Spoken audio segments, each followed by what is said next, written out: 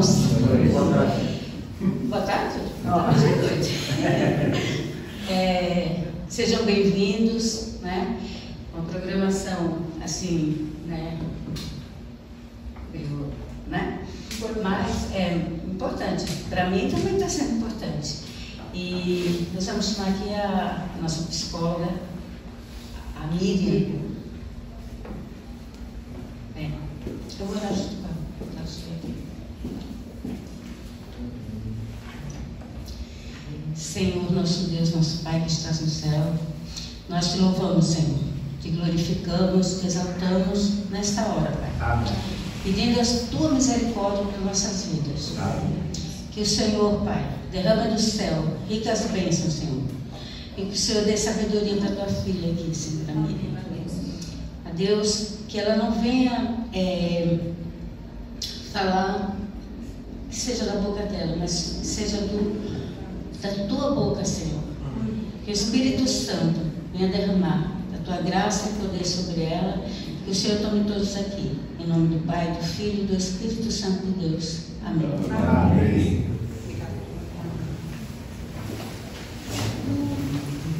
Boa tarde, pessoal. Faz tempo que eu não venho aqui para falar aqui na frente, eu nunca falei. Isso dá muita vergonha.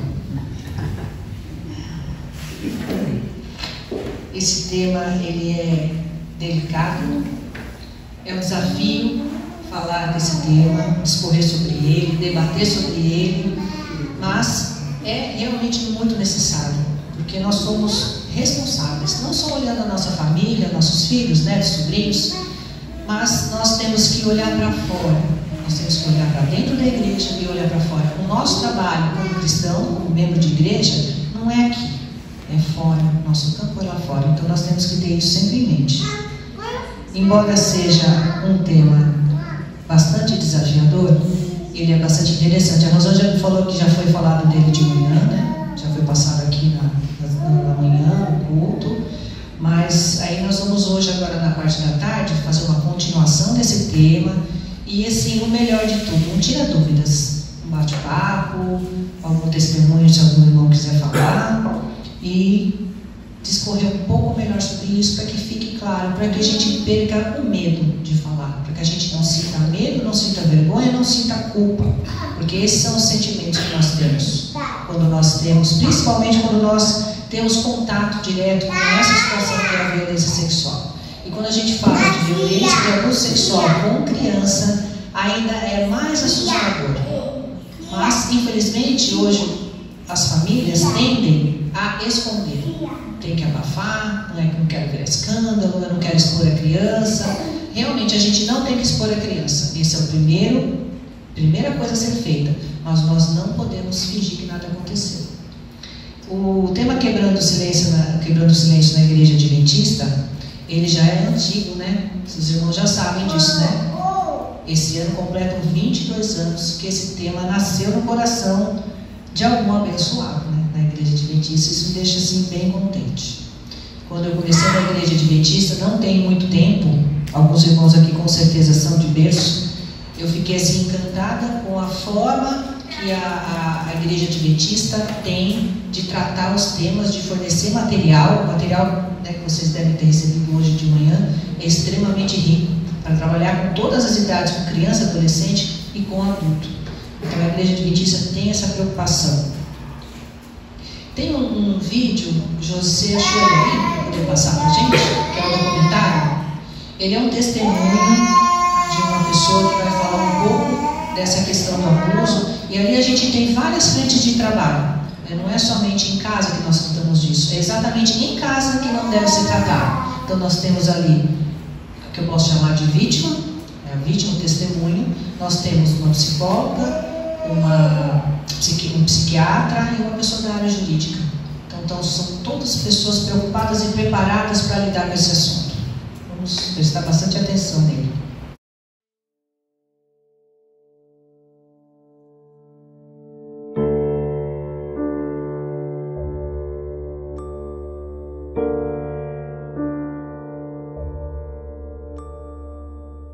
O meu histórico de abuso sexual, que eu me lembre, Teve alguns relatos que eu não lembro com detalhes dos 6 anos de idade, mas realmente o ato em si aconteceu em torno de 6 anos e era pessoa da família.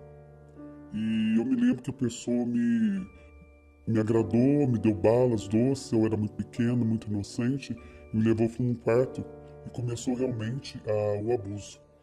E nesse momento meu pai bateu a porta e surpreendeu o agressor, né, o abusador, e bateu muito nele e eu saí correndo, escondi atrás de uma porta.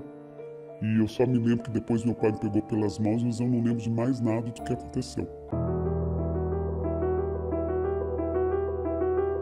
Os abusadores de menor, de crianças, eles costumam se aproximar de pontos em que eles percebem algum tipo de vulnerabilidade.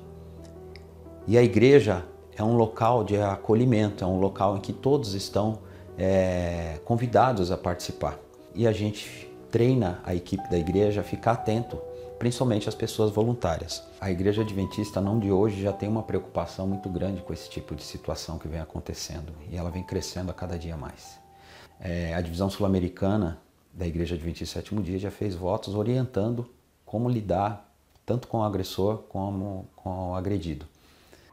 É muito importante nós estarmos atentos aos sinais que podem dar a indicação de que a criança está sofrendo algum abuso. Quando há uma mudança repentina dessa criança, ela se torna mais agressiva, mais retraída, mais na dela, não quer muito envolvimento com os amigos, aquilo que ela gostava de fazer ela começa a evitar, mais triste, sempre ansiosa, dificuldade de dormir, ou muitas vezes tem pesadelos. Você percebe que ir para o quarto tem uma dificuldade, tem uma resistência, ao mesmo tempo mudanças a respeito também ali até da higiene. Você percebe que aquela criança está sempre suja, ou com as mesmas roupas, ou com uma conversa inadequada na área sexual, também sempre com infecções, problemas genitais, hematomas, lesões no corpo que ela não consegue explicar, cortes, queimaduras, coisas que realmente você percebe que tem ali algo que é a mais, que você realmente precisa investigar junto com aquela criança. Depois de um certo tempo, eu descobri que a minha mãe, de certa forma, ela sabia da situação que ocorria dentro de casa.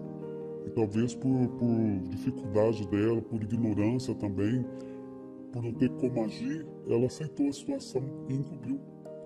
Isso pode estar dentro da escola, isso pode estar dentro da igreja, pode estar no ambiente de trabalho e principalmente no ambiente familiar.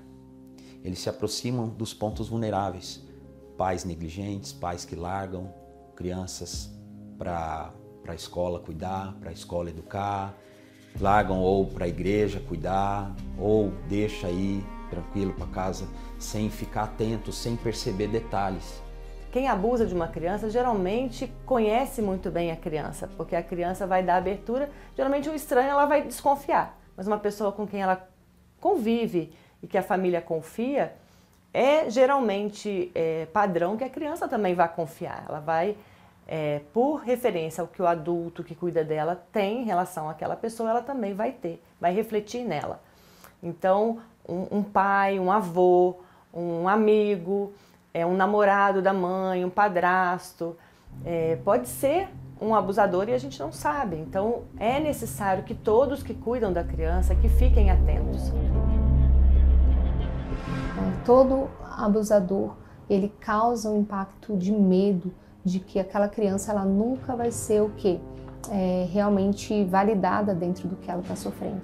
Crianças que não foram atendidas de forma apropriada dentro desse sofrimento, ou acolhidas ou validadas, elas tendem realmente a perder o sentido de vida.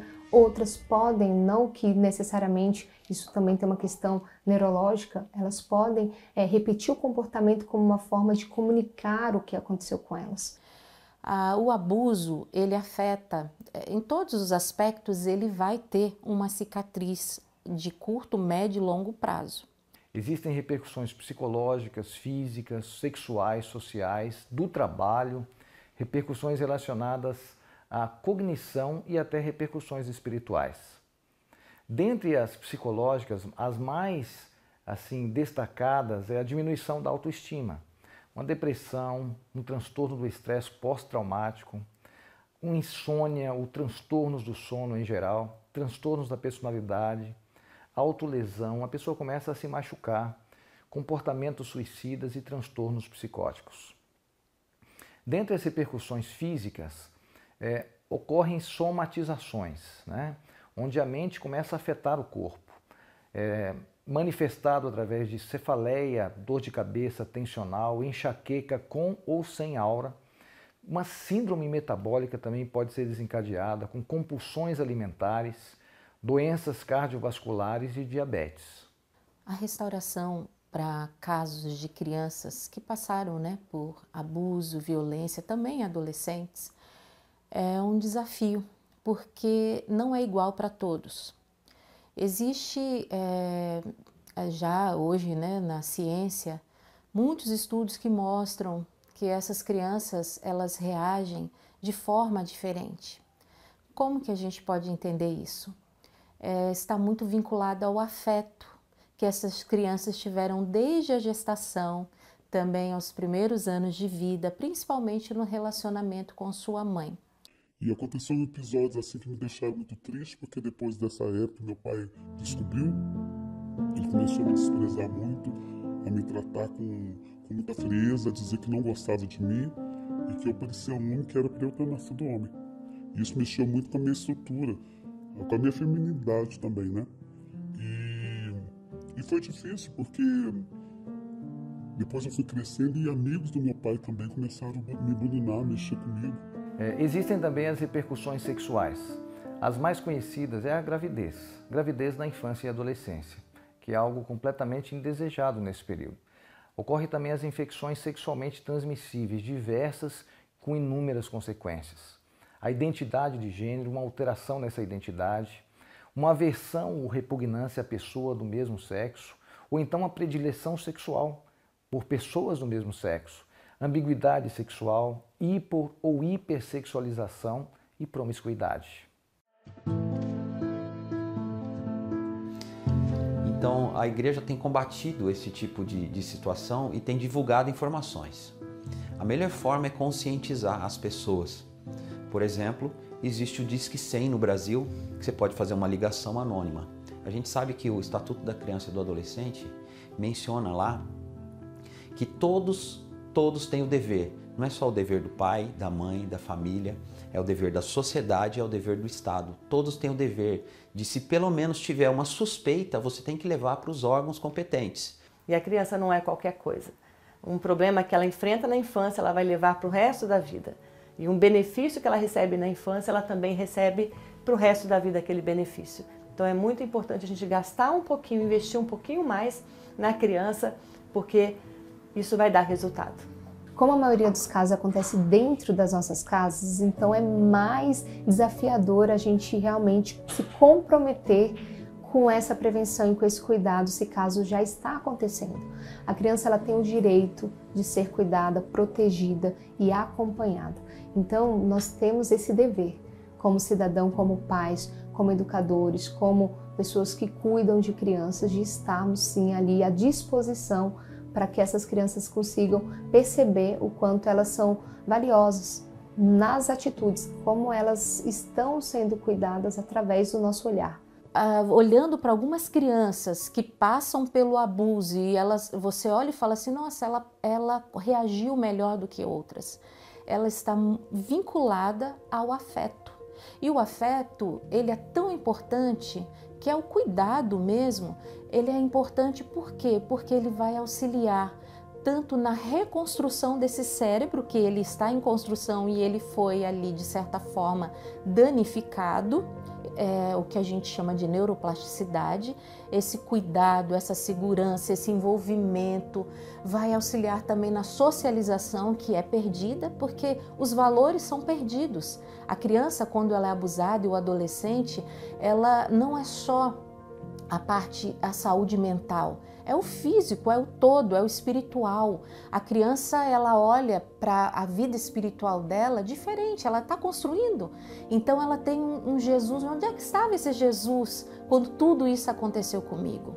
Então ela está em desenvolvimento, aprendendo as coisas ainda, né, do concreto para o abstrato. Eu consegui superar com a ajuda de Deus e eu escolhi não ficar pensando naquilo que me fizeram.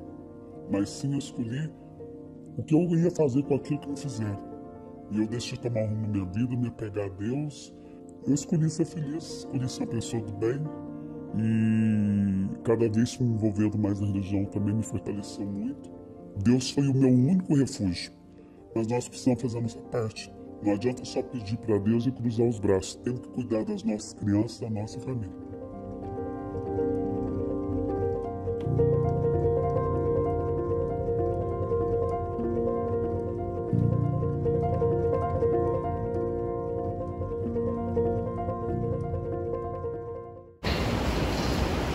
Forte o testemunho, né?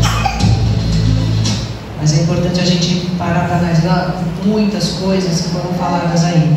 Mas antes disso, eu vou ler aqui um trechinho da Bíblia, para que nós possamos nunca nos esquecer da promessa que Deus nos deixou.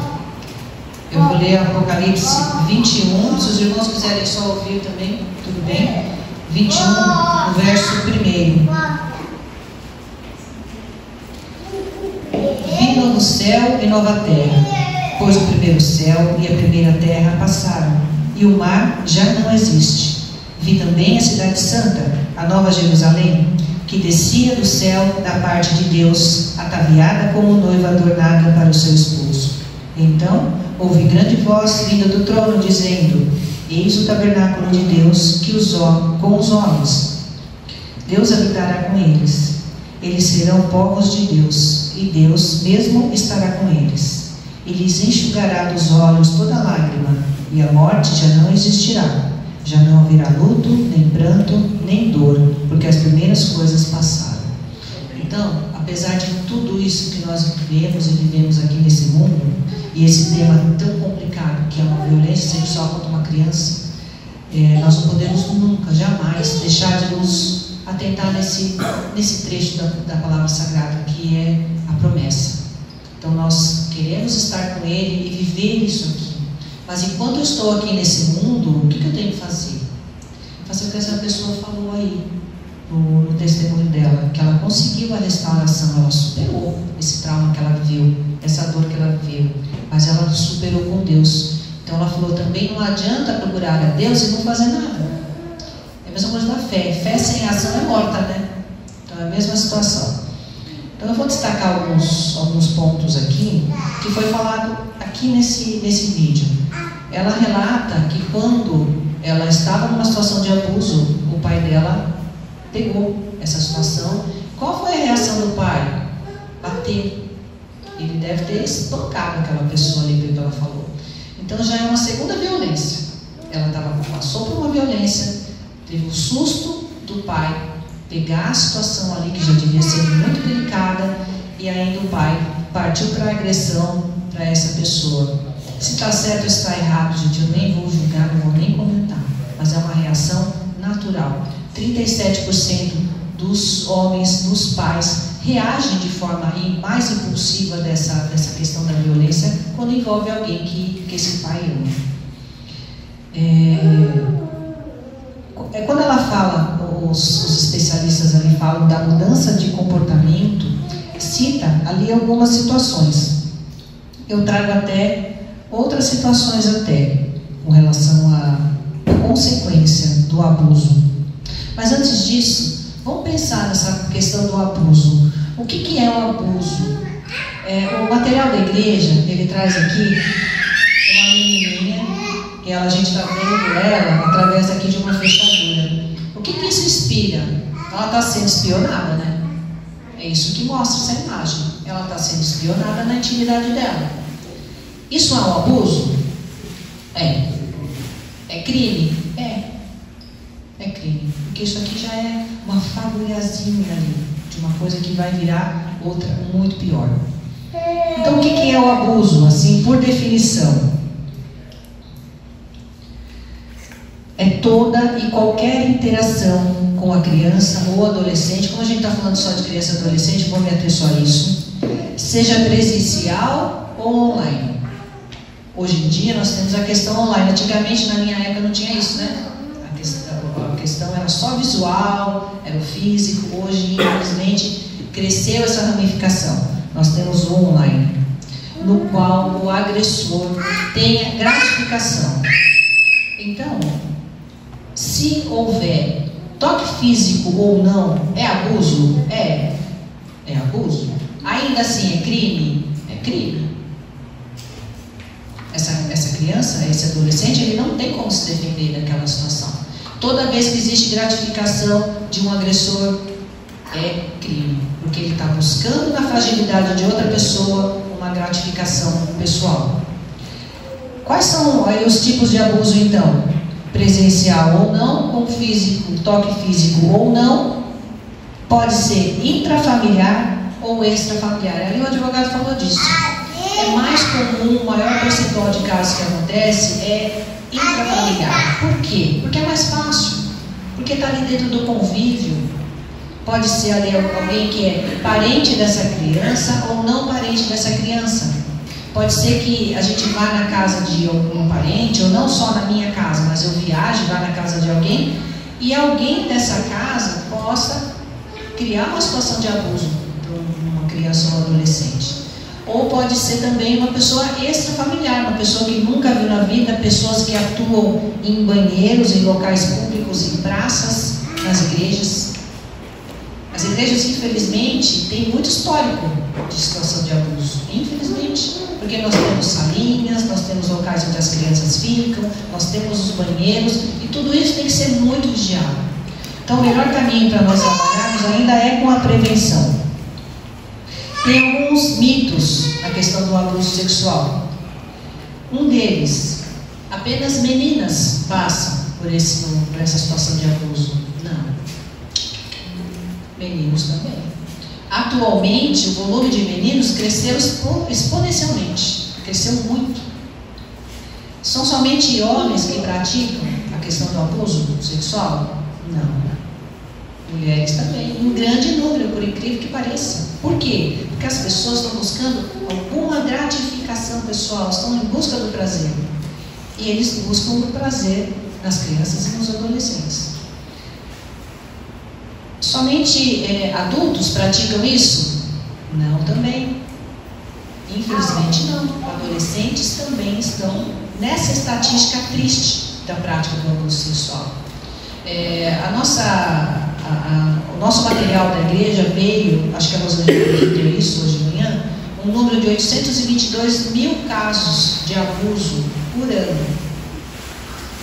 Esse número, ele não é real. Eu fui pesquisar. Hoje, atualmente ainda assim, né? Em 2023, esse número está em 839.500 casos de abuso sexual contra crianças e adolescentes. Só contra criança e adolescente. A gente não está incluindo aí outros tipos de abuso. O mais drástico disso tudo é que 10% desse número, somente 10% é relatado aos órgãos públicos. E se esse número não é relatado, o que acontece? Não tem atuação. Não tem como atuar. E a gente tem que confiar que vai ter atuação. A gente precisa confiar. Por isso que é tão importante fazer a denúncia. Agora, por que esses números não chegam nos órgãos competentes, a gente realmente não sabe, não consegue entender. Quais são as consequências? É outro mito. As consequências são, você relata ali uma lista, eu trouxe aqui uma lista muito maior do que essa que eles trouxeram. Então, as consequências são essas, tal. Não é uma receita. E não é igual para todo mundo.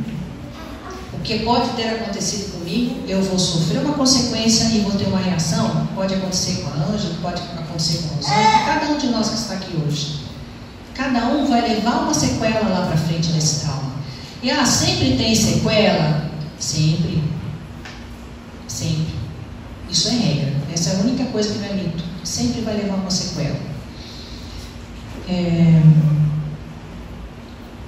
E não é igual para todos. Isso que é o mais drástico. Agora, com todo o aparato que nós temos hoje, na mídia se fala muito disso, as igrejas falam disso, algumas escolas têm a educação sexual nas escolas, as famílias estão um pouquinho mais abertas, falam com suas crianças sobre isso, as leis estão apertadas ali em cima. Com isso, a gente tem uma falsa ideia de que nós estamos seguros, de que isso diminuiu. Pelo contrário, gente, isso aumentou. Esse número só aumenta. Eu vejo a evolução desse número nos últimos 10 anos, ele só aumenta. Aí a gente vai por época, né? Aumentou porque foi a pandemia, aumentou porque isso, aumentou porque foi aquilo. A gente começa a encontrar formas de tentar explicar isso, mas é explicar o inexplicável. Porque isso aqui é consequência e é resultado do pecado. Mas não por isso eu vou me conformar. A violência, de qualquer violência que uma criança possa sofrer, a violência com o abuso sexual, gente, ela é a pior. Disparadaço, é a pior. Pode ter uma violência física, pode ter morte na família de alguém que essa criança é muito ligada, mas a violência no campo sexual é a pior. Porque o ser humano, ele é formado pela sexualidade. A sexualidade, ela não está ligada diretamente ao sexo físico, não está ligada. Nós somos sexualidade, nós somos definidos por isso. E quando essa área ela é violada, ainda mais fora de época, que é quando acontece com uma criança ou um adolescente que não está preparado, o adolescente ele só deixa de ser adolescente de verdade, fisicamente falando, a partir de 25 anos. Então hoje em dia, está tudo avançado, o pessoal está mais maduro, de fato, está mais maduro. Mas o córtex não está maduro. Essa pessoa, antes dos 25 anos, literalmente, não tem como tomar decisões, grandes decisões. Nós, quando estamos nessa idade, achamos que sim, né? E saímos por aí desbravando o mundo, né? Faz 18 anos e acha que já é dono de si. Ah, não é. Não é porque a gente não tem capacidade física de tomar decisões ainda. Então, a agressão nessa área da sexualidade de uma criança ou adolescente, ela é muito danosa. Aí ela vai fatalmente deixar um trauma. O que é um trauma na vida da gente? Todo mundo fala disso, agora é moda, né? Estou com trauma, vira trauma. Mas o que é de fato o trauma? Para ser assim, bem sucinta, numa definição, o trauma, ele é uma ferida. Ele é uma ferida, só que é na parte emocional. Ela não é vista, mas ela é sentida. Ela sangra, mas você não vê o sangue. Ela dói, mas não tem remédio para isso. E o tratamento é demorado, é longo. O bom disso tudo é que tem tratamento? Tem tratamento, tem sim, mas é demorado. Esse tratamento ele tem que ser buscado no tempo certo. Quando? Logo, imediatamente. Quanto mais a gente espera, quando a gente tem um problema, uma ferida emocional, quanto mais você espera, mais complicado fica para tratar. E isso acontece muito, essa complicação, quando a gente nem sabe que sofreu um abuso. Nossa, como é possível isso? Como é que eu não sei? Mas é possível sim. Se eu não sei o que é possível. Porque a criança, ela não tem a malícia ainda. E Deus quisesse que nunca tivesse, né? Que o ser humano nunca tivesse malícia. Então ela não tem a malícia de entender o que é aquilo. A criança, ela é constituída por afeto. Toda ela é afeto. Eu defino a criança, assim, nosso ser humano, como um copo cheio. Nosso copo, para nós estarmos bem, tem que estar como? Sempre ali na boca, né? Sempre cheio, de preferência transbordando de coisa boa. A criança, esse copo dela esvazia muito rápido. Aí tem que encher de novo de afeto. Por isso que a criança é muito apegada aos pais, à família. Ela está buscando esse afeto, essa atenção o tempo todo. E quando existe um trauma nessa área da sexualidade da criança, esse copo da criança, ela vai ficar muito difícil de encher de novo. Então é aí que ela tem que ser lotada de afeto. Então a primeira coisa que tem que acontecer numa situação de abuso de uma criança é o acolhimento. Imediatamente tem que haver o acolhimento. Mas não é um acolhimento também sem ação. É um acolhimento com ação. A gente precisa saber o que tem que fazer. E muitas vezes, infelizmente, nós não sabemos. Hoje eu vou passar para vocês assim, uma noção daquilo que deve ser feito. Eu sei que às vezes é difícil, mas precisa ser feito. Como consequências, assim, complementando ali o que eles falaram no vídeo, eles falaram de distúrbio de sono, distúrbio alimentar, a criança come muito, ela para de comer. Isso acontece também com os adultos, né? Nós estamos, às vezes, num quadro de ansiedade, de depressão, ou você para de comer ou você dispara na comida, né? Então, o transtorno pós-traumático, que o advogado, que o psiquiatra falou, ele é muito comum e esse acontece em todas as pessoas que sofrem esse tipo de trauma.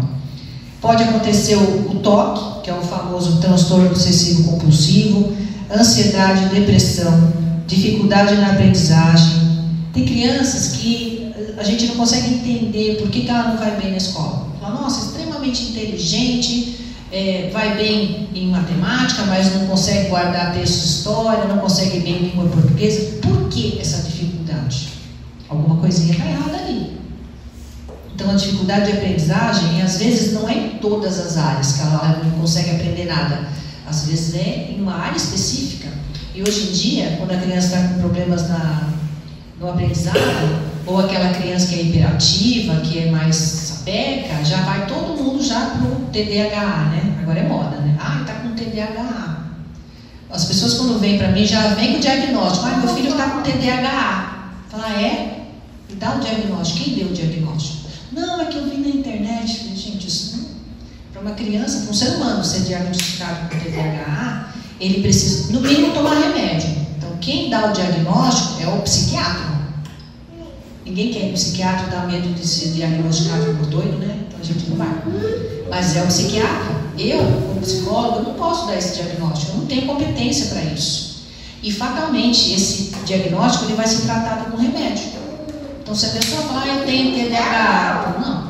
Se foi o Google que falou, não vale. Não tem. Outra coisa que acontece, isolamento. Pode ter o isolamento, a criança quer ficar mais quietinha, não quer conversar com ninguém, porque ela está com medo, ela está com vergonha, ela está com culpa. E ela não tem culpa de nada, ela é vítima, gente. Só que às vezes acontece não o isolamento. A criança fica isolada, moada, triste. Às vezes acontece o contrário. Ela é quietinha e tímida, aí ela começa a ser super feliz, super ativa, conversadeira. Aí a gente fala, nossa, a criança é tímida e de repente ficou top, ficou belezinha. Glória a Deus. Não é não, não é glória a Deus, não. É problema. A mudança de comportamento é a mudança daquilo que ela é costumeiramente para aquilo que ela não é. Então observe, alguma coisa está errada, alguma coisa aconteceu. Baixa autoestima é muito grave, muito, muito, muito. Desenvolvimento das manias, bipolaridade, a tristeza que eu já falei, doenças psicossomáticas. Não é só a parte emocional que é afetada, a parte física também, porque tudo isso aqui, imagina alguém, um serzinho desse tamanho, com tudo isso aqui, um pouco disso, vai ficar doente fatalmente, vai baixar a imunidade, vai ter dor de cabeça, vai ficar doente sim. E se essas consequências aqui que nós relatamos não for tratada, como eu falei, rapidamente, o problema vira crônico lá na vida adulta. Então a pessoa não vai ter um bom relacionamento no casamento, ela vai ficar ali meio definida ou não para uma área sexual, eu sou homem, sou mulher, não sei o que eu sou, vai complicar ali as suas preferências sexuais, seu gênero. Ela vai se tornar uma pessoa, por vezes, agressiva. Ela pode se tornar uma pessoa que não consegue passar no vestibular, ela não consegue passar de ano na escola, ou ela não consegue se estabelecer profissionalmente, ela vai estar lá no trabalho, está tudo bem, de repente enjoa, não consegue se fixar nas coisas. Então algum problema na vida adulta vai acontecer. Então a gente precisa ficar de olho nisso. Por que eu vou deixar isso acontecer? Falando do agressor, eu escuto muito uma coisa, muito, isso assim, é difícil para eu escutar. Às vezes eu só escuto e não falo nada, mas é difícil para mim. Falar, nossa, essa pessoa também pode ser uma pessoa doente. Gente, eu não concordo com isso. Como profissional, eu descarto totalmente. Essa pessoa não é doente. Ela não é doente. Essa pessoa está no mínimo contaminada pelo pecado e ela tem um distúrbio na área sexual. Isso não é doença, isso é preferência. Não tem como tratar um ser humano. Tem esse tipo de atitude. Não tem. Se eu tiver que tratar uma pessoa dessa, eu vou encaminhar ele para o psiquiatra, com toda certeza. Eu não tenho competência para tratar. Eu não conheço nenhum colega meu de psicologia que trate esse tipo de situação, porque não é doença. Ele está desajustado? Está desajustado. Se ele está desajustado, não é sexual. Só Só que esse agressor, ele pode ser, como a gente já falou, conhecido ou não, dentro da família ou não. E é impossível identificar essa pessoa, né? É impossível. Porque pode ser homem, pode ser mulher, pode ter qualquer idade, pode ser jovem, pode ser mais idoso. Não tem como identificar. Só que algumas características na descrição de casos que a gente estuda, das estatísticas também que são relatadas, essa pessoa tem boa conversa, ele geralmente está inserido onde tem crianças, porque ele precisa ter ali acesso, né? Então ele está inserido onde tem crianças, ou ele está na área da educação, ou ele está infiltrado em igrejas. E muitas vezes essa pessoa, quando ela vai agir, é mais ou menos como um psicopata. Você nunca sabe quando a pessoa vai agir. Talvez nem ele. Porque se ele vê uma pessoa ali em potencial que fala, esse aqui eu vou conseguir fisgar, é aquele ali que ele vai fisgar. E ele não vai na agressão, geralmente, 90% dos casos, não é na força, é na conversa, é na lábia, é oferecendo alguma coisa. E se a criança ela é movida e feita de afeto, essa pessoa vai oferecer o que para ela? Carinho. Uma conversa bacana, vai falar do que a criança gosta, vai oferecer doce, presente. Foi o que aconteceu ali no vídeo que essa mulher falou. Oferecia coisas que a agradavam. E a criança é inocente, ela não tem a malícia, então ela vai aceitar. E ele vai tratar tudo isso ainda mais se for da família. Se for um estranho, nem tanto, mas se for da família, vai ser através da manipulação pelo medo. A criança já está sofrendo uma agressão, ela está super assustada, ela está sentindo culpa, muitas vezes ela acha que ela provocou aquela situação. A criança acha que ela provocou, através de uma roupa, de uma fala, de um comportamento. E essa pessoa vai fazer a manipulação da culpa, pelo medo. Se você contar, ninguém vai acreditar em você. Já despersonalizou todinha a criança. Ninguém vai acreditar em você. Não adianta contar, porque olha, quem vai acreditar em você? Você é uma criança, eu sou um adulto. Ou então ela vai fazer uma ameaça do tipo, eu vou matar você, ou eu vou matar sua mãe. A criança não vai querer isso, ela tem medo. Ou então ela vai dizer que se você falar isso, os seus pais vão bater em você. A criança não quer decepcionar os pais. Então, ela vai ficar acuada. E esse cenário nos inspira a dizer o que vai acontecer o quê? De novo. Vai acontecer novamente, porque está ali manipulado. Como nós conseguimos prevenir isso? Nós podemos dizer para uma criança ou para um ser humano assim, olha, eu vou proteger você, nada de mal vai te acontecer? Não tem como. É triste ouvir isso, né? Mas é verdade. Não tem como. Eu vou te proteger. Eu não sei se eu estou vivo amanhã. Esse é o primeiro ponto. Eu não estou com essa pessoa, com essa criança o tempo todo, em todos os lugares aonde ela está. Então, quando a gente faz isso, a gente dá uma falsa sensação de proteção para os nossos filhos. Então, talvez o melhor seja não dizer isso, para que a gente não caia na enganação de mentir para essa criança. A gente não tem como protegê-los. A gente tem como falar com eles e educar e mostrar, fazer em casa ali, já começo da criança, desde pequenininho, a educação sexual com eles, na linguagem deles. De que forma eles possam entender isso. Nas igrejas, nas escolinhas bíblicas, nas escolinhas sabatinas, a gente não tem a literatura para criança, a gente tem a revistinha aqui com a linguagem deles. Para adolescente também. Então a gente pode falar com as nossas crianças na linguagem que eles possam entender. Qual parte do corpo que não é para ser tocada. E às vezes a gente fica assim retraído e fala, meu Deus, como é que eu vou falar isso? Porque a gente não sabe. Então, nesse ponto, quando a gente chega a pensar assim, poxa, eu não sei como agir, peça ajuda. Tem profissionais que trabalham com isso. Peça orientação. Às vezes uma troca de palavras já resolve tudo. Por exemplo, uma criança pequenininha, como é que você vai dizer a parte do corpo dela que não é para ser tocada, além da mãe, do pai ou daquele cuidador que ela está acostumada? Porque a gente tem que delimitar quem vai estar com a criança Porque fora dessas pessoas, ela já vai saber. Se algum amiguinho quiser fazer alguma coisa, ela vai já lembrar. A criança lembra, desde pequenininho. Ó, meu pai e minha mãe falaram que não pode fazer isso. Ela tem como se defender, bater, espernear? Não tem. Mas fatalmente ela vai contar. Ela vai contar. Então, como por exemplo, só para usar um exemplo de que é possível a gente fazer uma educação sexual com as crianças sem assustá-las. Por exemplo, uma criança bem pequena, até uns 4 anos, por exemplo, a gente pode usar a linguagem dela e falar assim, olha, onde você não veste uma sunga para o menininho, um biquíni para o menininho? Então, essas partes que essa roupa de banho, de praia, de piscina escondem, não podem ser tocadas. Então, ali você já falou para ela, resumidamente, o que não pode ser mexido. E para o menino a mesma coisa. Então, existem formas da gente poder prevenir isso. O conhecimento, gente, ele é libertador.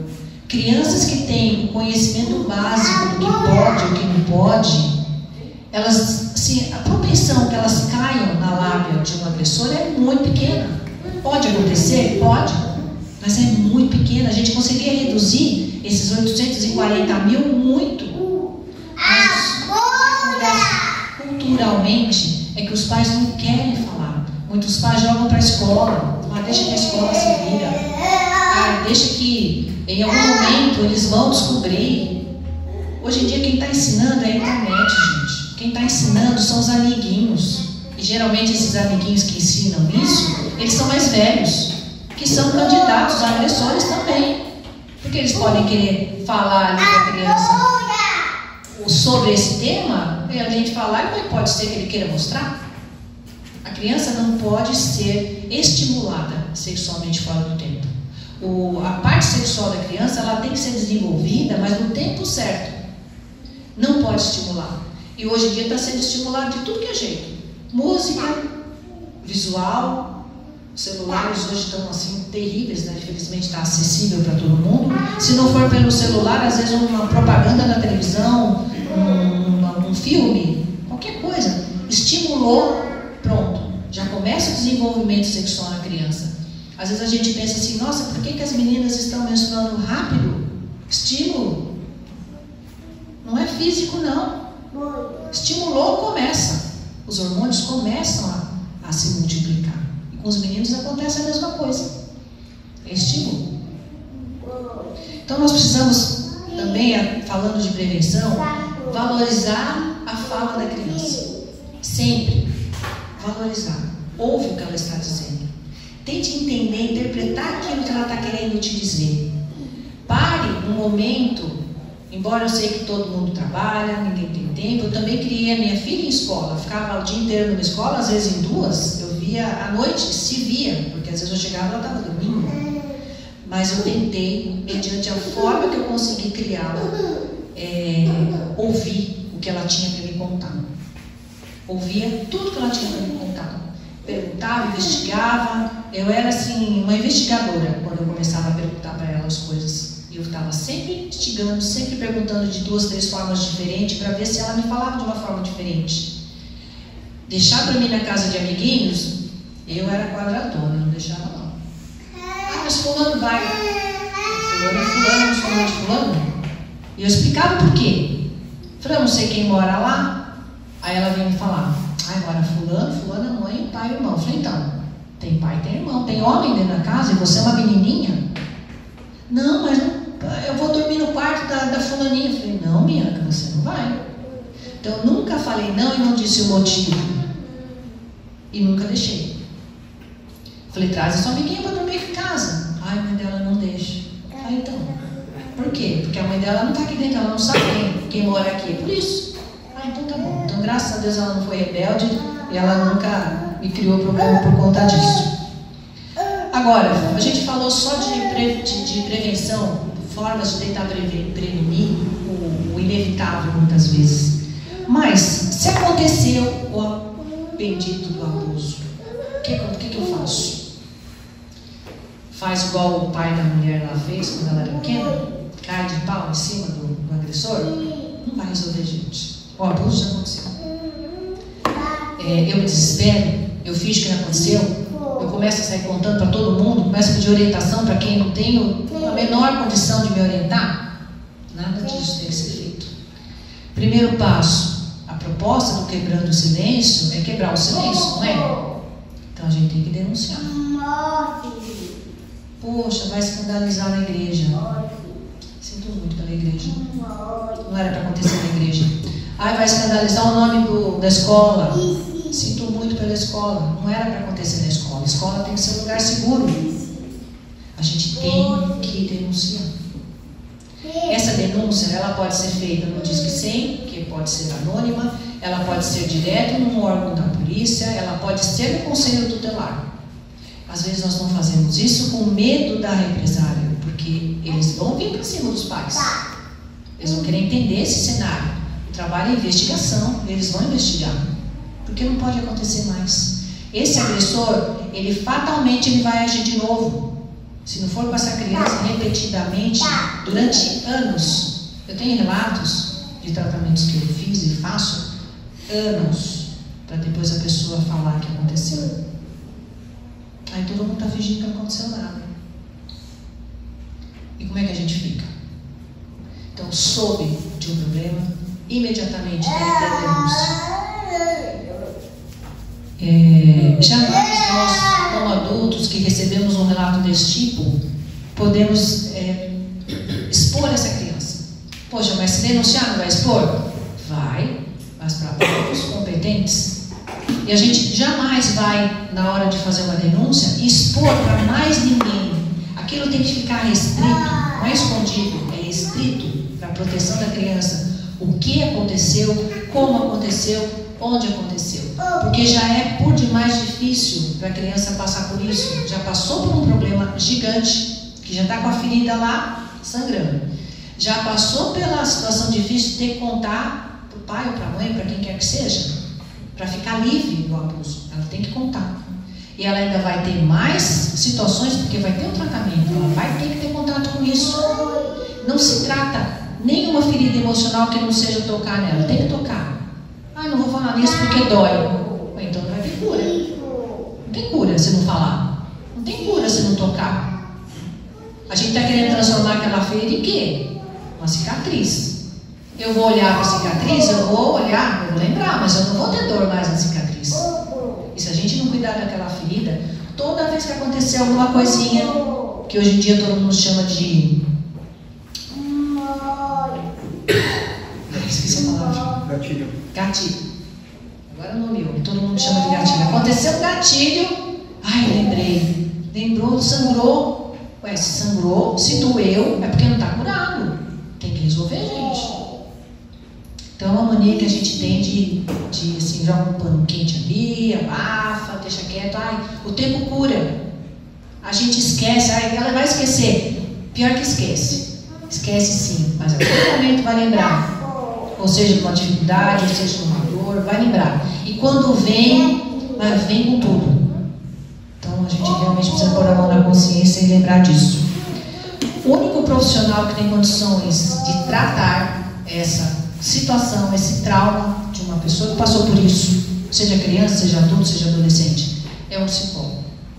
Por vezes, um psiquiatra, porque às vezes precisa de medicação. O psiquiatra e o psicólogo, eles vão trabalhar junto. Eu não posso passar medicação para ninguém, eu não posso receitar nada para ninguém, mas eu posso encaminhá-la para o psiquiatra. Então, junto, o tratamento de psicoterapia, mais a medicação que o psiquiatra passar, esse conjunto vai fazer com que a pessoa alcance a cura. Você sabe o que significa cura na Bíblia? Toda vez que a Bíblia fala em cura, a palavra no grego, ela geralmente está, eu não lembro qual a palavra agora, mas a palavra cura na Bíblia, ela significa salvação. É interessante pensar nisso. Quando eu busco a cura, o que eu busco, gente? Salvação. E quando eu busco a salvação, para que é? É para eu atingir isso que nós lemos aqui agora há pouco, no Apocalipse 21. Eu quero estar lá, para poder me livrar de todo o problema, de toda a culpa, toda a dor e tudo que eu já vivi, e eu não quero mais. Mas quando eu estiver aqui nesse mundo, eu estou exposta a isso. Só que eu tenho que estar munida de conhecimento, eu tenho que estar munida de informações para eu poder não permitir que isso aconteça comigo e não permitir que isso aconteça com as outras pessoas. Um detalhe importante que eu não posso deixar de falar é sobre a omissão. A partir do momento que eu sei de um relato, isso acontece também nos atendimentos que eu possa fazer. Se eu souber de um relato de abuso, eu tenho que denunciar. E olha que eu não posso passar nada para frente daquilo que eu recebo em atendimento, nada. Mas este assunto eu tenho que denunciar. Mesmo sem a permissão do paciente, eu tenho que denunciar. Eu não posso ficar omissa, de jeito nenhum. Porque a omissão, seja de quem trata, seja de um vizinho, seja de um pai ou mãe, seja de um irmão, seja de quem for, a omissão, ela também é crime. E ela pode ser punida com prisão, assim como é o agressor punido com prisão, de 2 a 8 anos de reclusão. Vocês sabiam disso? Então, isso é muito grave. A gente realmente não pode fechar os olhos para o que está acontecendo à nossa volta, pelo que a gente acha que pode estar acontecendo. Se a gente desconfiar, a gente tem que agir. Infelizmente, eu já vi situações graves, infelizmente, em todos os lugares. Eu mesma já passei por algumas situações. Enquanto eu era criança, eu não sabia agir, não sabia o que fazer, mas depois que eu comecei a ficar maior, a minha ação era gritar. Eu gritava, berrava onde quer que eu estivesse. Porque, vou correr, não consigo correr. Vou lutar contra, não consigo, então eu berrava. E resolvia. Então a gente tem que realmente agir de alguma forma.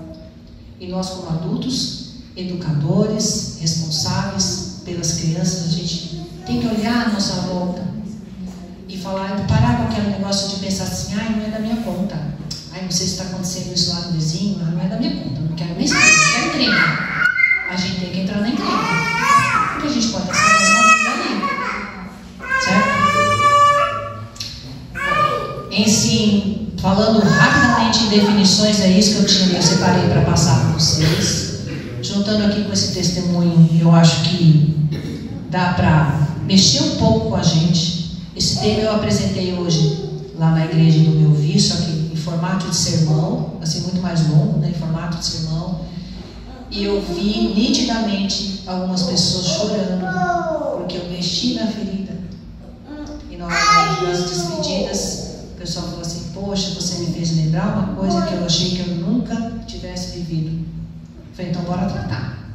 Não vamos deixar só lembrar aí, não. Não vamos deixar sangrar. Certo? Então a gente tem que agir, mas a gente não pode deixar que as coisas aconteçam. Agora, deixo aberto para vocês, se vocês quiserem falar alguma coisa, perguntar. Afinal de contas, aqui não era um falatório meu, né? A proposta da Rosângela era trazer o tema para que ficasse aberto para a gente poder conversar.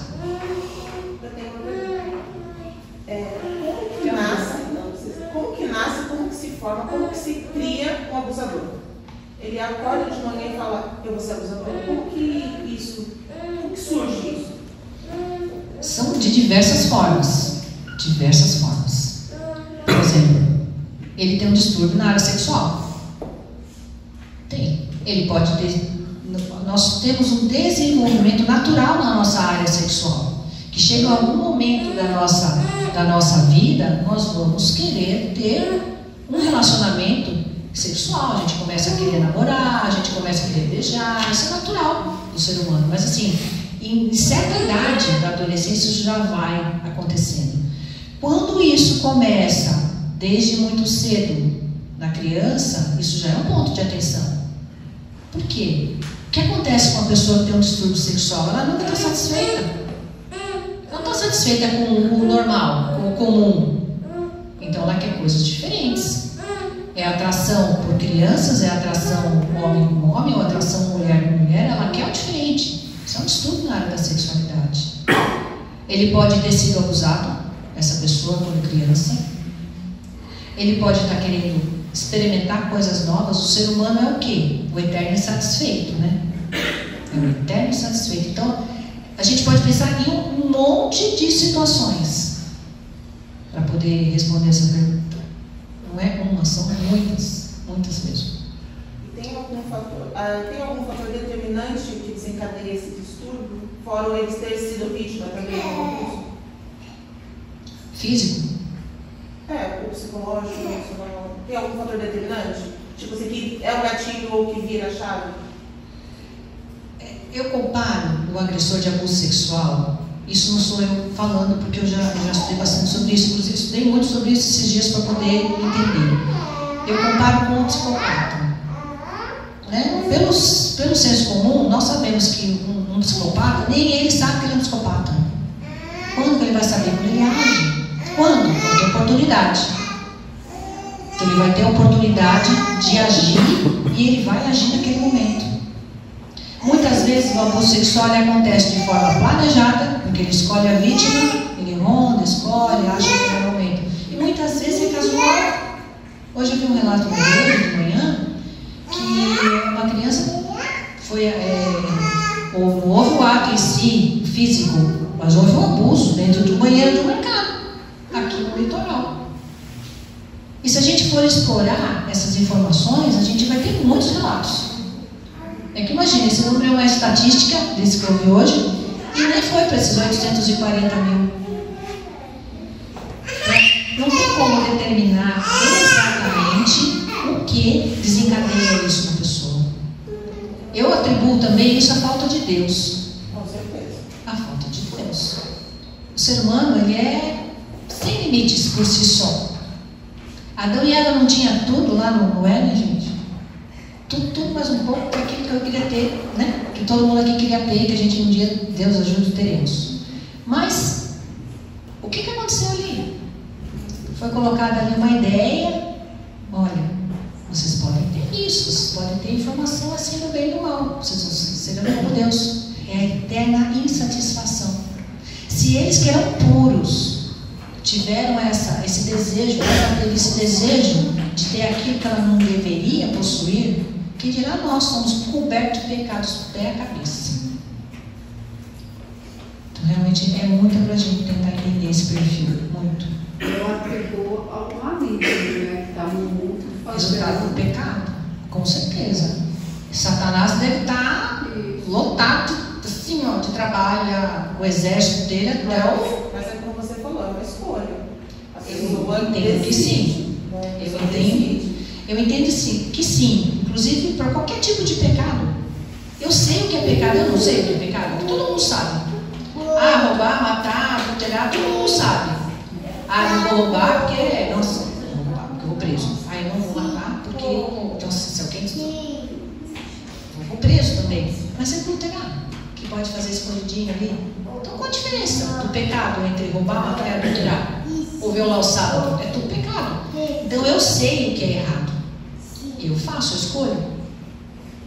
Doutora, você voltando um pouquinho lá, você estava falando dos adolescentes, né? Que eles estavam se tornando adultos. Como estão ensinando os mais candidatos. Mas a criança da mesma idade, aquela criança ali, ela já foi abusada. Então ela passou por um amiguinho, uma situação que ela teve, ela foi normal.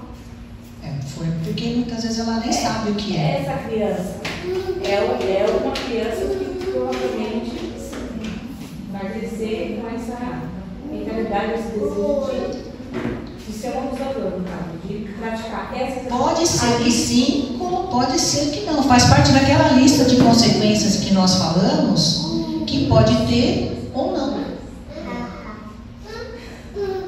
Pode acender nessa criança que sofreu isso, ser um futuro abusador? Pode ser, porque o abuso sexual na criança ou no adolescente, é difícil falar isso, mas eu vou falar. Vocês me perdoem. Pode ser que não tenha sido ruim. Ele pode ter entendido como uma experiência boa, pode ter sentido algum prazer naquilo, embora errado, embora na hora errada. Por isso que a criança fica com culpa. Eu tenho relatos de atendimento que quando eu vou perguntar o que aconteceu, a pessoa fala tão naturalmente que aconteceu como se fosse qualquer coisa assim, normal. E não é para ser normal. Outras relatam com culpa. Por que culpa? Porque ela sabia que estava errado, ela estava com medo, mas de alguma forma houve um prazer ali. foi estimulada, não foi? Então, se isso não for tratado também nessa criança, dessa idade tenra, das duas da mesma idade, pode virar algum problema lá no futuro, algum distúrbio, no mínimo, na área da sexualidade. No mínimo. Pode ser uma pessoa que não respeite os limites do outro, pode ser uma pessoa mais violenta, pode ser uma pessoa que não aceita um não. Por quê? Porque fugiu do normal, fugiu do natural, fugiu do desenvolvimento normal, já é problema. Eu fiz uma comparação hoje que ficou assim, acho que cabe melhor. A construção do ser humano é igual a construção de uma casa, para a gente entender direitinho. Tem que ter um alicerce bem fundamentado, porque senão desaba, né? Aí você vai tijolinho por tijolinho, tijolinho por tijolinho, no tempo certo, nessa construção. Aí a gente imagina que uma pessoa que sofreu tudo isso aí, está lá construindo tijolinho, deu um vendaval, derrubou tudo. Por quê? Porque alguma fundação ali não estava boa, não estava certa, caiu. Aí vai lá construir tudo de novo, porque a gente tem que restaurar. E ela vai deixando coisas no caminho, vai deixando problemas no caminho nessa construção. E a gente imaginar que na construção de um ser humano bem estruturado nos dias de hoje, pior ainda, né? Porque isso na minha época, 20, 30 anos atrás, era até mais fácil. Hoje está muito complicado. Perdeu-se o controle de tudo. Os valores estão muito deturpados. Pensar num ser humano que tem essa construção adequada já é difícil. Concorda? Porque o perfil das famílias, a gente virou o quê? Não tem perfil mais. Tá. Não pode nem falar. Se estiver sendo gravado, então não posso falar. Doutor, eu conheço falando nisso, que você assim, fala. Não precisa nem me chamar de senhora nem de doutora, gente. Eu não sou doutora. O psicólogo não é doutor. Se alguém fala que é doutor, está mentindo. Você fez doutorado? Não fiz, mas eu não fiz ainda. Então, eu conheço você falou que a pessoa não entende como abuso, né? Eu conheço um rapaz, pode falar, hoje tem 50 anos de idade. Ele foi pai com 13 anos. E a namorada dele tinha 15. E ele mora hoje, é casado com ela, eles tiveram outros filhos, eles se casaram depois, acho que uns 17, 18 anos, ele foi se casar com ela. Mas ele para ele brinca, ele já tem netos, né? Quem olha para ele, imagina que o neto é filho. Porque ele tem 50 anos, já tem netos, quase 20. Né? E ele não enxerga como. Na verdade, a gente nunca nem tocou nesse assunto como abuso. Sim. Né? Ele sempre ele brinca, fala, igual ele comenta com a Ana, ele fala assim: a gente era criança, era pobre, não tinha o que fazer. Né? E hoje em dia, não dá nem para falar isso, né? É pouca distração. Eu entenderia esse caso sem conhecer a pessoa, sem ao menos conversar com ela, que ele entrou nesse processo muito rápido no que a mulher falou aqui. Ela não se disse restaurada. Eu não estou dizendo que os traumas e os problemas que o ser humano tem quando sofre esse tipo de situação, eles são irreversíveis. É reversível, sim. Eu diria que essa pessoa aconteceu errado que deu certo. Né? Aconteceu errado que deu certo. Saber lá se não foi ela que ela era mais velha. Ele tinha 13 anos. Então, vai saber quem é que foi o abusador aí, né? Porque acabou dando certo. Glória a Deus por isso, né? Que bom. Então, o que pode ter sido um problema ali virou uma coisa boa. Gerou uma família e hoje eles estão bem. E ele entende isso até com brincadeira e tudo mais. Então, houve a restauração, houve a reparação e rápido. Eu acredito assim que nesse caso, como os dois não viram como abuso, assim como uma brincadeira de adolescentes. Então não teve todo aquele trauma de ofensa, de humilhação, de coerção, que acontece dentro do abuso de uma pessoa que é consciente como abusador e sabia que como uma vítima. Nesse caso era uma brincadeira realmente de adolescente. Mas que se, por exemplo, assim, tivesse tido alguma ameaça, aí ele disse. Porque assim, a gente entende como abuso, né, aquilo que realmente te traz algum mal. Que alguém tem vantagem e alguém fica mal. O prejuízo de um lado e gratificação do outro. Isso, né? E que geralmente o abusador, como você disse, ele sente alguma forma de prazer. Sente. Né? E principalmente no caso de um abusador, eu acredito que o prazer é a humilhação da vítima. Sim. É quase sadomasoquismo, né? A pessoa é sádica em ver que a outra está sofrendo e ele tem prazer no sofrimento da outra. É o poder. O poder, né? Esse jogo de poder. Tanto que, já que palestra a respeito do estupro, uma das formas da mulher se livrar do estupro é olhar no olho do propenso estuprador, porque ele não quer ser identificado. Então, se você enfrenta, pelo menos olhando para ele, né, ele fica coado, porque ele perde o poder sobre você. Se o princípio dele é o poder, realmente pode tirar o poder ser uma forma de quebrar esse poder dele. Exato. Em relação ao adulto abusando de uma criança, ele é 100% poder. Sempre. Porque uma criança vai se defender, uma pré-adolescente vai se defender.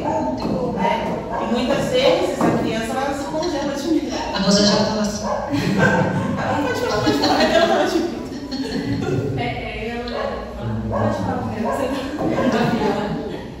Como que lida com uma que acredita que está tudo bem? Porque a gente sabe que os traumas vão permanecer e talvez piorar. Sim. Né?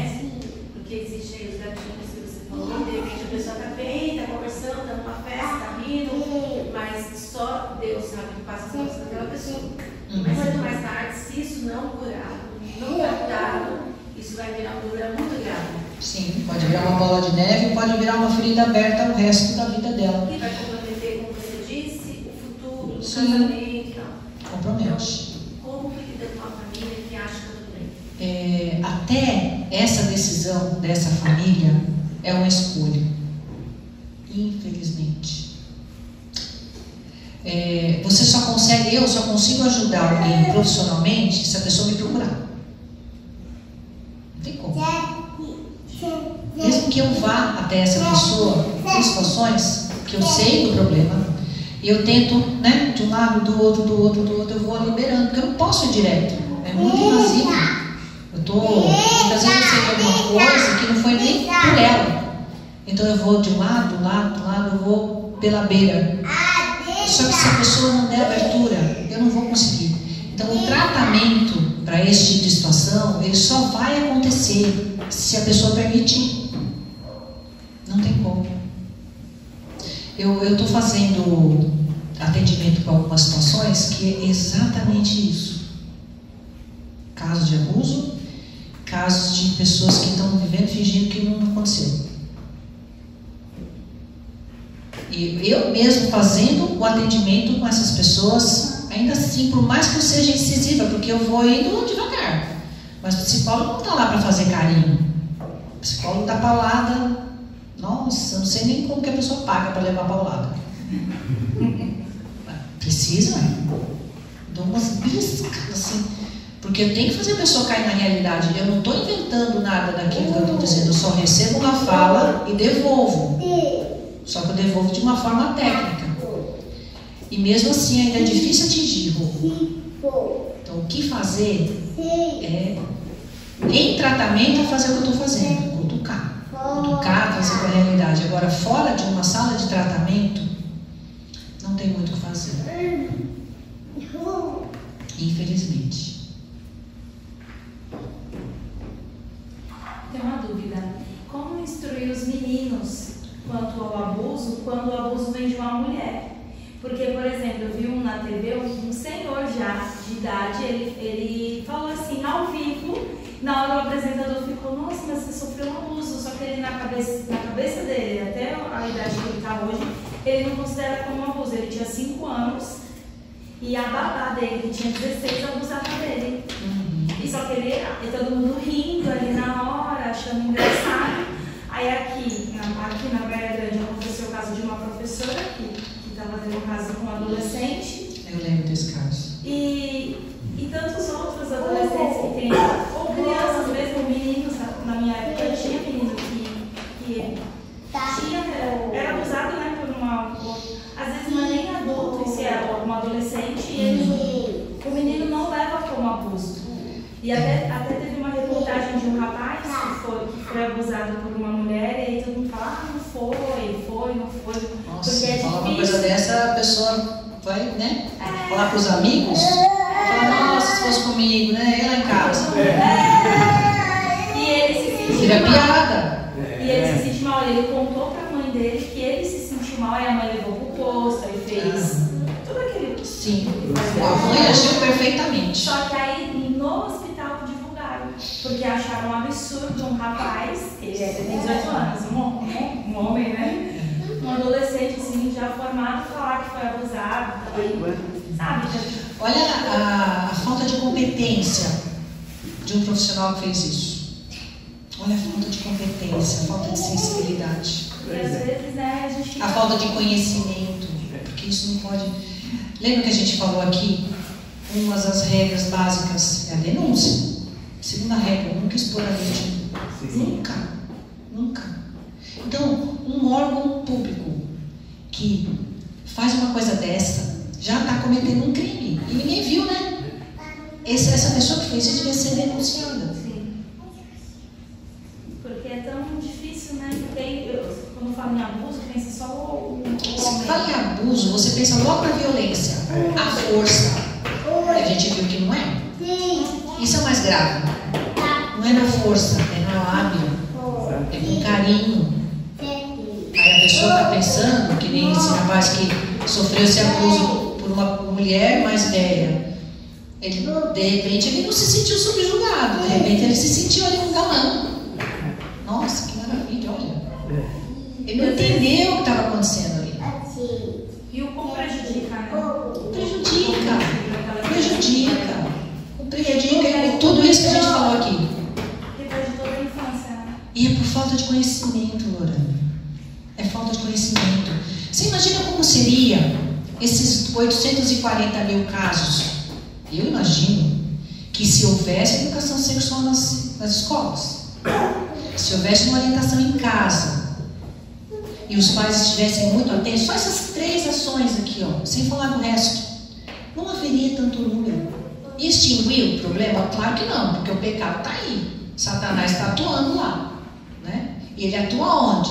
Para quebrar as famílias. Satanás está atuando para quebrar a família. Esse tipo de coisa quebra. Olha o relato dessa testemunha aqui. O pai dela teve a reação de ir lá e espancar o agressor. Nossa, você pensa, espancou, lavou a honra dele e dela. Mas no fim da conversa, ele começou a desprezar ela e falou que queria que ela tivesse nascido um homem, que talvez na cabeça dele, se ela fosse homem, sofreria um abuso. Olha que absurdo. Isso também é um abuso. Isso é outro abuso. Então olha quantos abusos essa mulher sofreu. E ela se diz restaurada. Nossa, que vitória. E ela falou uma palavra ali que eu até anotei enquanto ela estava falando. Eu escolhi não ficar vivendo em cima desse problema. Não é fácil isso, tomar essa decisão no meio de uma desgraça, no meio de um problema. Eu escolhi seguir. Eu escolhi não ficar chorando. Eu escolhi não ficar na depressão. Porque se a gente fica vivendo no problema, a gente vai entrar em depressão. Se eu entrar em depressão, eu vou eternamente, que depressão não tem cura.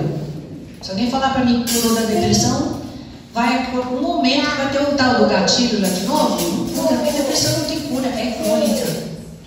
Mas tem controle. É igual diabetes, tem controle. Eu consigo controlar, mas eu escolho todos os dias.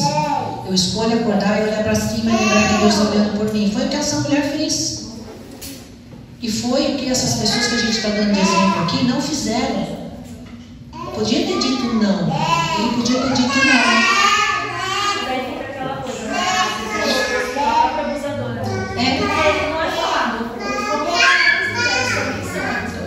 Em números eu não tenho. Eu vi em percentual, uma palestrante falando que os números que ela pegou na Interpol, 40% dos números desses 840 mil são mulheres. Loucura, né? E a gente pensa assim, é mulher que fica no banheiro feminino esperando alguém entrar? Não é, gente. São cuidadoras, são enfermeiras, são professoras, são pessoas que estão na igreja. Porque mulher, ela tem outro perfil, não tem a força física, não vai assim, né, pegar alguém na rua e agarrar, que a gente escuta aí os casos de... outro dia prenderam um estuprador lá em Mongaguá, que a forma de atuação dele era surreal, né? Depois de antigamente, ele agia de bicicleta, estava de chinelo e bermuda, a descrição sempre com a mesma roupa. E ele agia no bairro, nos bairros lá de Mongaguá, durante o dia. E ele pegava sempre mulheres com o mesmo perfil, com a mesma altura, então ele era um profissional na área dele, né? Foi pego, infeliz. Graças a Deus. Não sorte mais. Hã? Não sorte mais, né? Eu dou risada porque eu fiquei feliz que ele foi pego. Com certeza. Nossa, se eu pegar um homem desse na unha... Agora, primeiro... Eu acho que a internet também fez esse mundo levar muito, né? Porque antigamente as crianças não tinham celular. Eu lembro quando a minha filha não tinha celular, ela tinha um notebook e ela ia conversar com as amigas por vídeo. Eu colocava a cara para ver. Ela estava falando. Claro. Aí ela falava assim com as amigas: a gança tá olhando. Pegou o nome de gança. Não importa. Agora, hoje, as crianças têm o seu celular. Do jeito que você vai ficar. E tem uma coisa grave no meio disso. Tem a historinha da mamãe ganso. Cuidado, fica feliz, era uma história boa da mamãe ganso. E tem uma coisa muito grave no meio disso. Se os pais forem muito incisivos, a criança está sendo tolhida, a criança está sendo, como é que é a palavra? Agora fugiu. Reprimida. Não pode. Não pode. A Maria é muito tênue. Tudo tem que ter medida. Exatamente. Oi, irmão. Assim, uma constatação a respeito da glamorização também e também da sensualidade muito precoce, né? E toda a sociedade acaba estimulando hoje em dia as crianças das músicas, né? As roupas das criancinhas, né? Eu lembro bem quando a Xuxa, ela teve a produção independente dela, ela decidiu ter um filho, né? Usou o rapaz lá e tal, mas vamos fazer uma família, aí constituiu a família. Aquilo ali, por lá ser um ícone na mídia e tal, muitas pessoas acabaram seguindo isso. Sim. E depois também, eu também lembro bem a respeito das músicas do Tchan e tal. Naquela época eu lembro muito claramente, na minha época ali, as criancinhas dançando, imitando a moça lá na boquinha da garrafa, enfim.